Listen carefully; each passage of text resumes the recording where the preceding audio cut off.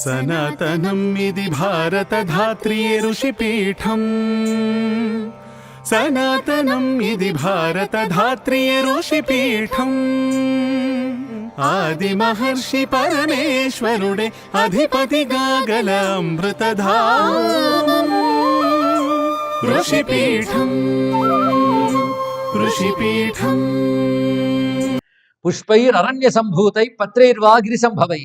అరణ్యాల్లోనూ కొండల్లోనూ లభించేటువంటి పుష్పాలు పత్రాలు వాడవచ్చు. ఉపరియుషిత అయితే ఎలాంటి వాడాలంటే అపరియుషిత అనిచ్ఛిద్రై ప్రోక్షితైర్జంతువర్జితై.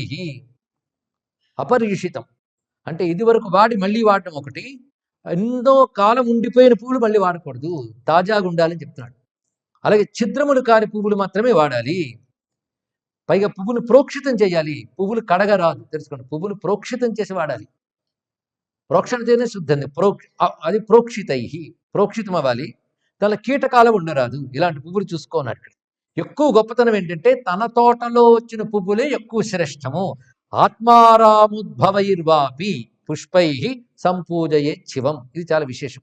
పైగా ఈ లక్షణాలు పువ్వులు ఉండకూడదు. అదేమిటంటే కీట కేశ అపవిద్ధాని. కీటము కేశము ఉండరాదు. కేశమున పువ్వులు వాడరాదు, కీటమున పువ్వులు వాడరాదు. అలాగే శీర్ణములు విడిపోయినవి చిట్లిపోయినవి వాడరాదు. ఇందాక చెప్పినట్టు ఒకసారి వాడి మళ్ళీ వాడరాదు. అంతేకాదు ఎక్కువ కాలం దాచుకున్న పువ్వులు వాడకూడదు. స్వయం పతిత పుష్పాని తజేత్ భూపతినానిచ. భూపతితానిచ అంటే తమంత తాము రాలిన పువ్వులు కానీ పళ్ళెల్లోంచి కింద పడ్డ పువ్వులు కానీ భగవంతుడికి వెయ్యరాదు. ఏ దేవతకైన విషయం కింద పడ్డ పువ్వు వెయ్యరాదు.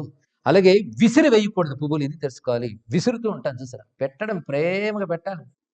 ఎవడైనా పువ్వులు మన మొహం మీద విసిరినా కోపం వస్తుంది. అంత పువ్వు విసిరినా విసరకూడదు. కొందరు పూజ చేస్తున్నారు కొడుతున్నారు అర్థం కాదు. అందుకే విసరకూడదు. వికిర పుష్పం కూడదు.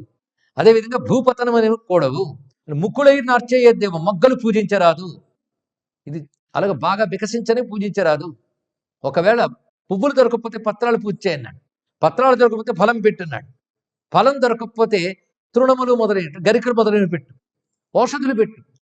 అయితే పువ్వులు ఎప్పుడైనా గుర్తుపెట్టుకోవాలంటే చించి రెక్కలు వేయకూడదు. చిత్వానైవ నిపాయత్ సుమముపే సంపూర్ణమేవార్చయత్. సంపూర్ణముగా పూజించాలి.